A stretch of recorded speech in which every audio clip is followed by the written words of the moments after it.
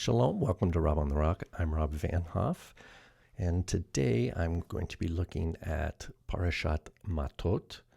Mattot, it's when Moses addresses the tribes, the heads of the tribes, starting with Numbers 30 through Numbers 32. And so it's called Parashat Mattot. But the passage I'm looking at here is from Numbers 32, 8 through 15, roughly. And what you see on the screen here is a very well preserved manuscript from Cave 4 at Qumran. This is the high-res original color photograph, but we have, through the fancy photography, the ability to make those letters pop by using some fancy photography infrared. So it's the same, you can say it's the same exact manuscript fragment here, but we're going to be looking at this image, as I usually do, because I want to be sure that to see all the beautiful scribal work, which is somewhat visible here, as you can see.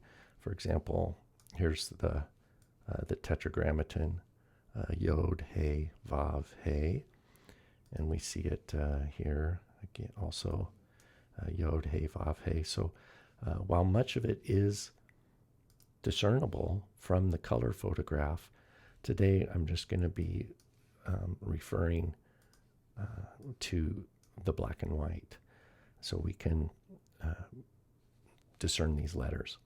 Okay, so grab your Bible. I'm not going to have any English translations on the screen here, but if you open your Bible to Numbers 32 and look at this verse, the verse I can read from the NASB. It says, "This is what your fathers did when I sent them from Kadesh Barnea to see the land. For when they went up to the valley of Eshcol and saw the land," now this is referring to the spies, "they discouraged the sons of Israel so that they did not go into the land which Adonai had given them. So Adonai's anger burned in that day, and he swore, saying, none of the men who came up from Egypt, from 20 years old and upward, shall see the land which I swore to Abraham, to Isaac, and to Jacob. For they did not follow me fully, except Caleb, the son of Jephunneh, the Kenizzite, and Joshua, the son of Nun, for they have followed Adonai fully. So Adonai's anger burned against Israel, and he made them wander in the wilderness 40 years until the entire generation of those who had done evil in the sight of Adonai was destroyed. Now behold, you have risen up in your father's place a brood of sinful men to add still more to the burning anger of Adonai against Israel. For if you turn away from following him, he will once more abandon them in the wilderness, and you will destroy all these people." So that's Numbers 32, 8 through 15. And we're going to go back little bit by little bit here. And I want to compare the text we have here from the fragment with the Masoretic text, which I have below. So even if you know just a little bit of Hebrew, I think you'll be able to get some things out of here. We're going to start in this upper corner right here. Upper right. Oops, let me make that a little smaller so you can see. Upper right here. Because remember, Hebrew goes from right to left. And you see it begins, it says, Et haaretz. Et haaretz. So if I zoom in here, we can just look at how these letters are formed. So we have the aleph like this, and the tav like that. Et. The hey is a little bit different than we learned today, but there you go. Et haaretz. So in our modern Hebrew, or well, we call the Aramaic script, but I'm going to make that a little finer note too. We would write it like this, et. So instead of doing the tav like this, we're going to do it in the standard way. The hey, of course, we write like this now. Aleph, Resh, Tzadi. Et haaretz. So where does this et haaretz locate us in the Masoretic text? Well, it's right here, right below here. So that's where our fragment is picking up, et haaretz. And this corresponds all the way back to verse 9, where it says they saw the land. So et haaretz is the object. Et is the object marker. Haaretz means the land. So the Masoretic sentence in its entirety is this here. Vayira'u et haaretz. Vayira'u et haaretz. And they saw the land. And so that's where we are, haaretz. Then the next bit here, go back to my other color, is this next phrase here. It's quite a big line. Oops, there we go, like this. And how it reads is Vayani'u et lev b'nei Yisrael. So here we go, Vayani'u. And that is going to be one place where we see a variation in the Masoretic. Vaya, like this. Vav, Yod, Nun, Aleph, Vav. Well, if we go and look, well, let's finish that. Vayani'u et. So Vayani'u is they, and they discouraged.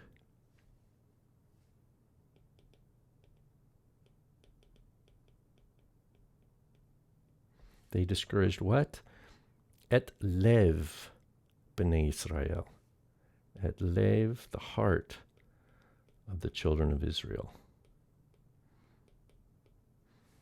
So what I'm writing here corresponds to this bit right here.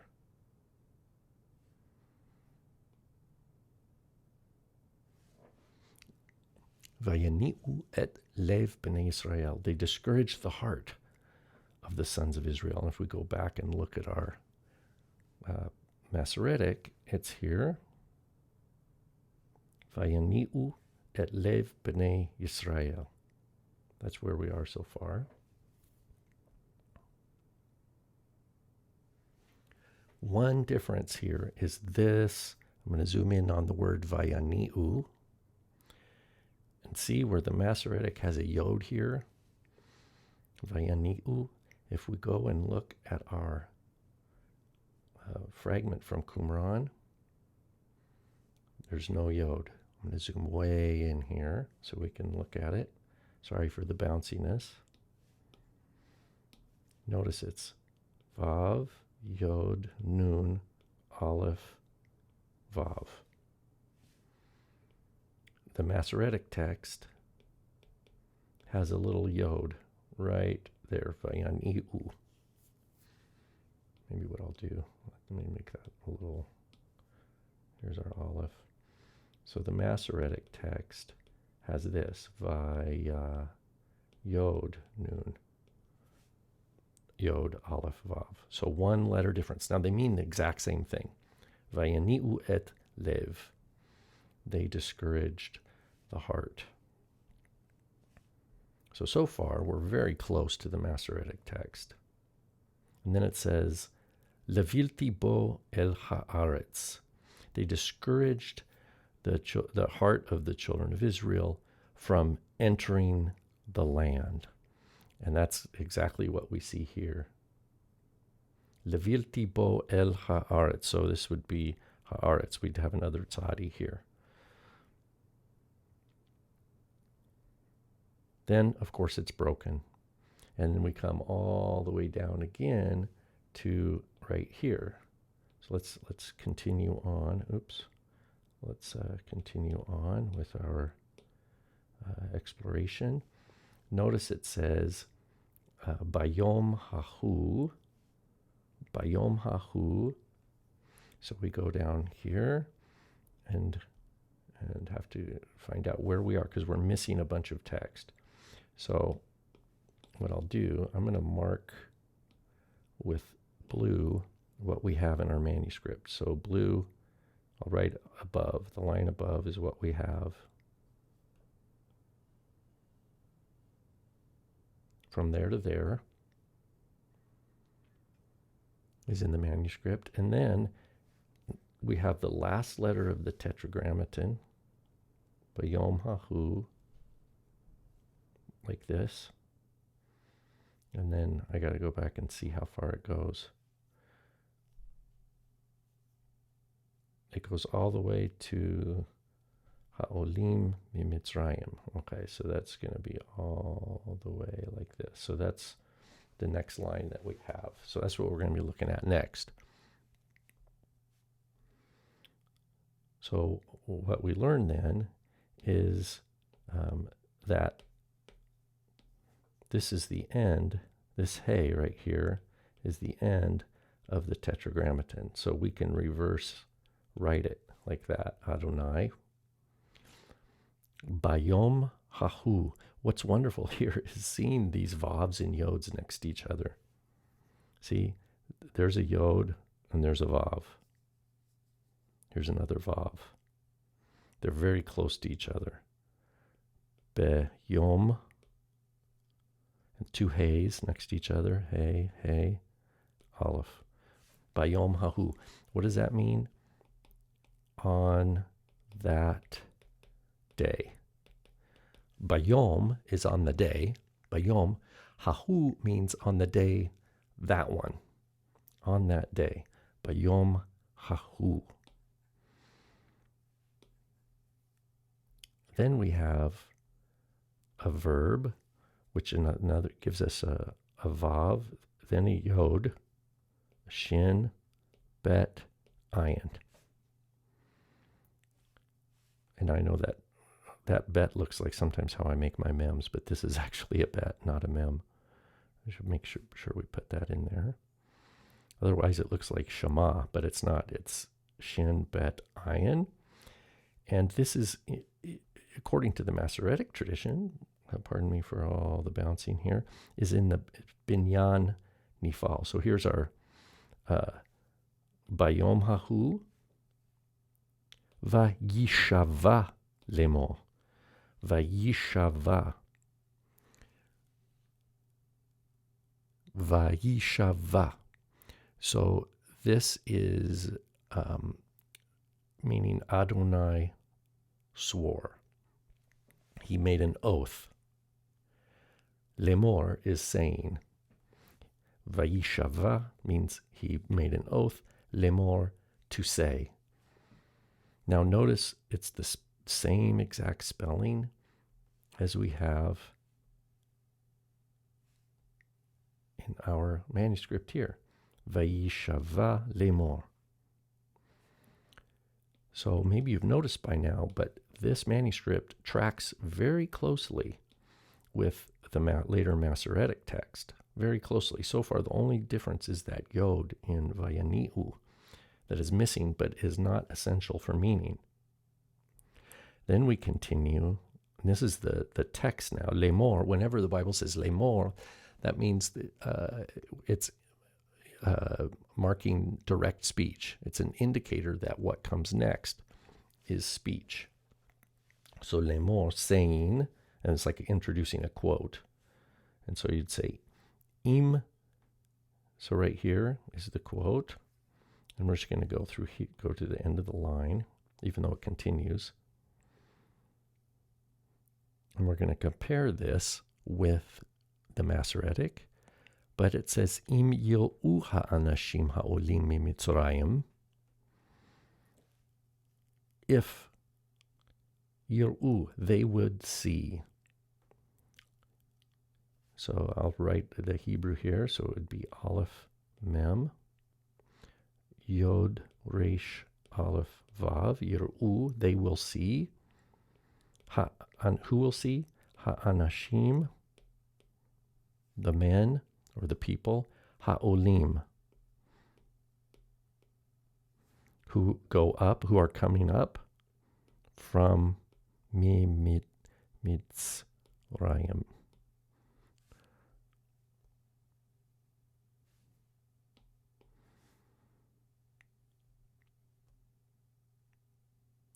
יראו האנשים העולים ממצרים. I swore, saying, now here, because this is an oath formula, the im normally means if, but it means that they will not.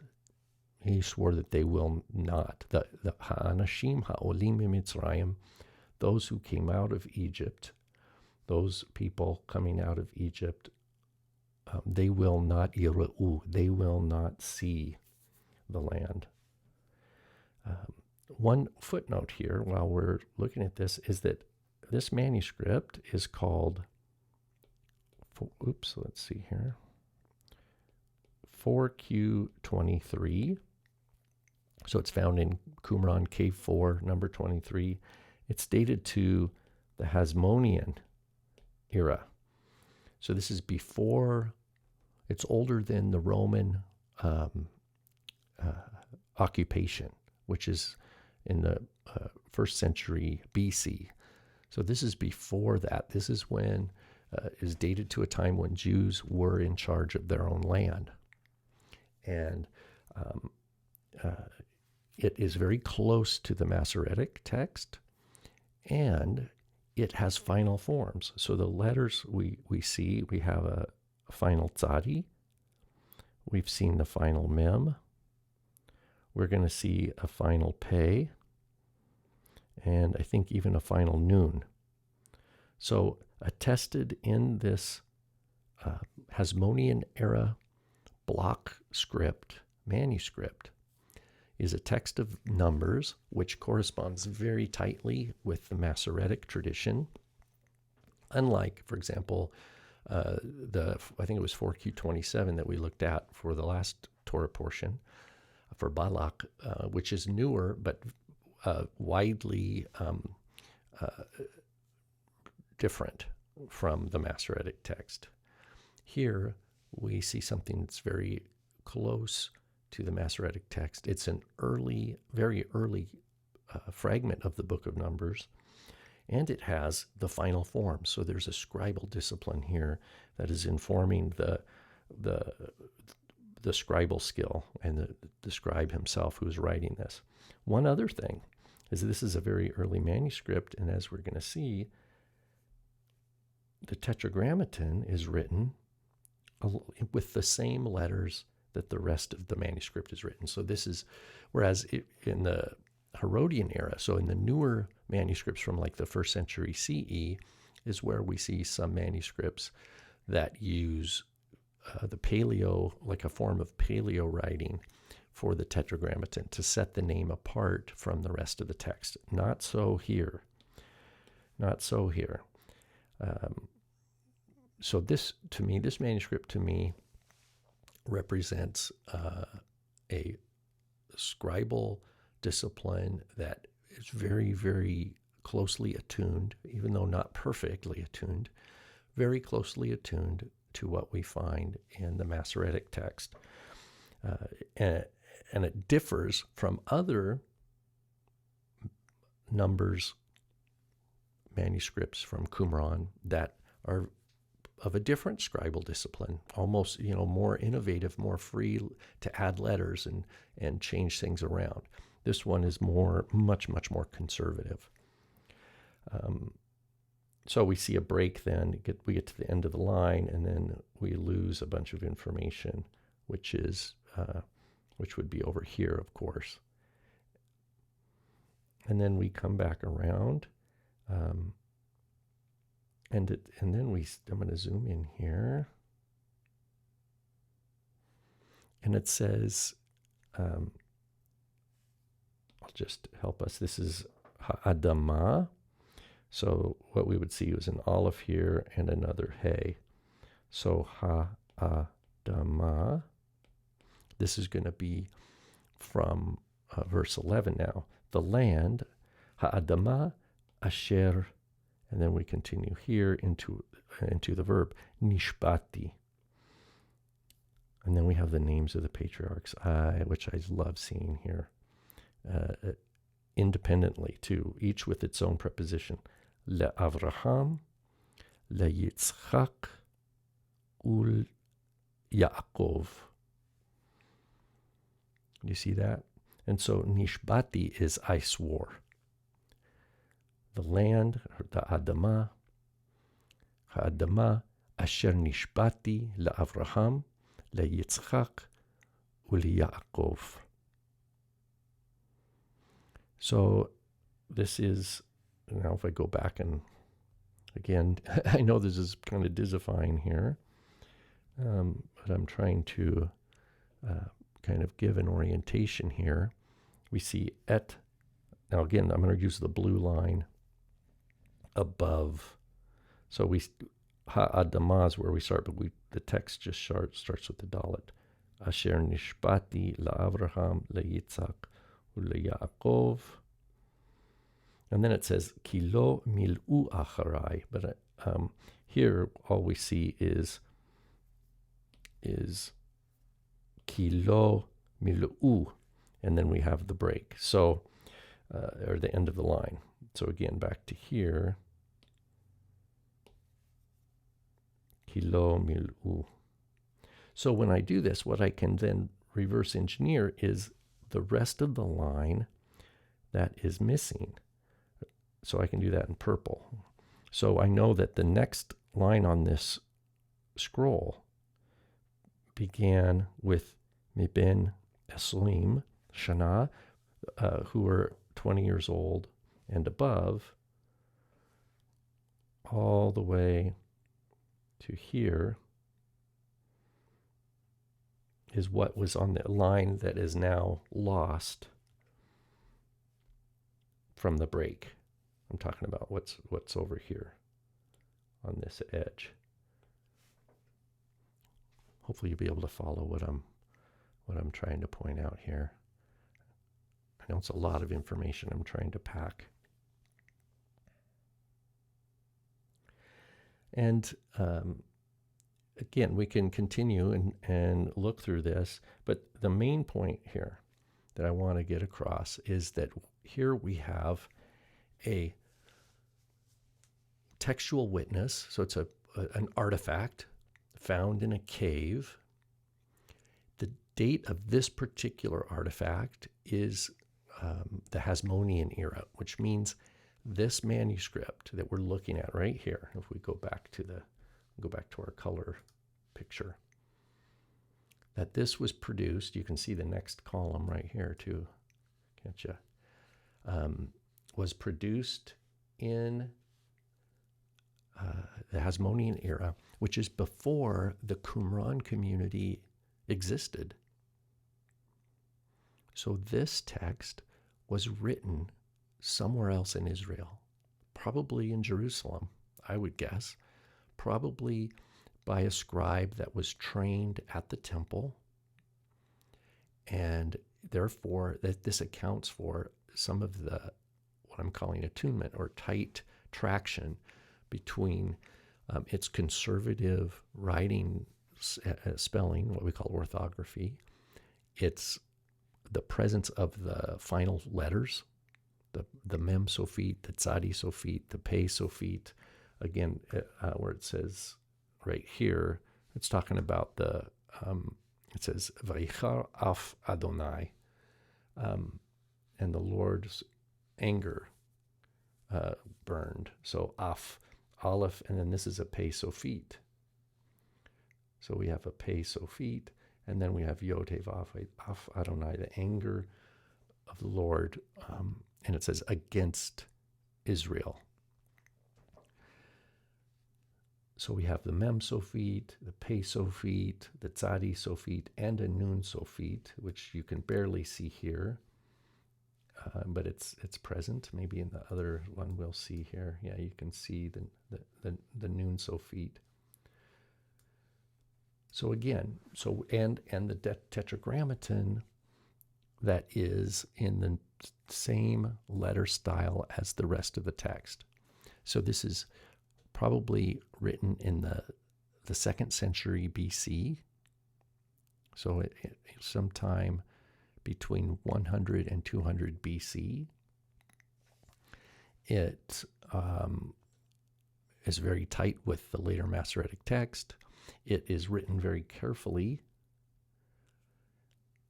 and legibly. It is a consistent scribal hand. He doesn't seem to be. It's a nice hand. In other words, it's not elegant, but it is consistent. So this was a trained scribe, and he's using the final forms, which the Masoretes later preserve. Tetragrammaton in standard letters.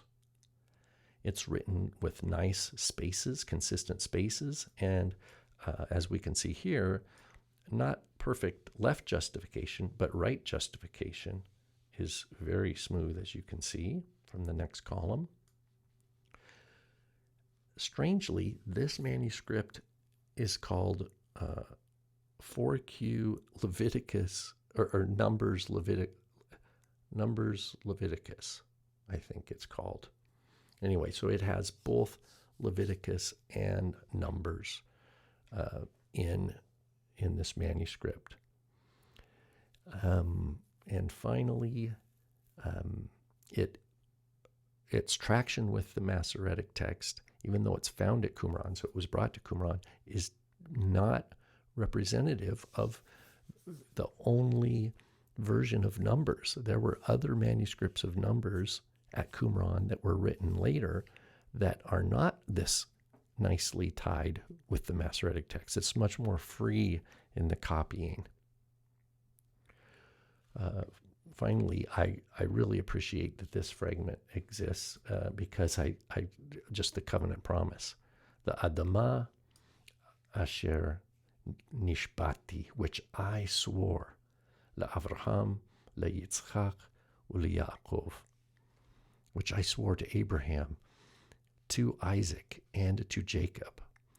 So what we see here is just a reminder of God's covenant faithfulness, and that he swore by the patriarchs, and that the foundation of God's covenant promises with Israel is founded in his covenant promises to the patriarchs. So that is why we are to understand the giving of the Torah at Mount Sinai to the people he's redeemed. He's redeemed from Egyptian slavery, the offspring of Abraham, Isaac, and Jacob, as he has promised. He draws them to himself. He gives them his Torah. He teaches them about his holiness and how to worship him, how about himself. He reveals himself to them and all his character, his long-suffering, his grace, his compassion, his truth, his love. And they are to be holy as he is holy. And that is, Israel needs to be attuned to him. And in that, drawing near to him, they understand more and more clearly this foundation of that he swore by himself, by his own name, to Abraham, Isaac, and Jacob, that he would accomplish what he's going to accomplish. And the core of that, as the Apostle Paul says in Galatians, is in your seed all the nations of the world will be blessed, or all the families of the world will be blessed. And that this is the core expression of the gospel. Okay, well, if you have any questions, type them in the comments.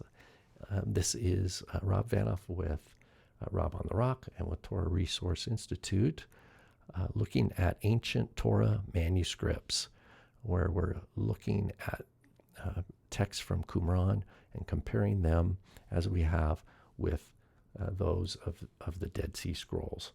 And we're seeing what we can learn about scribal culture from the Second Temple period.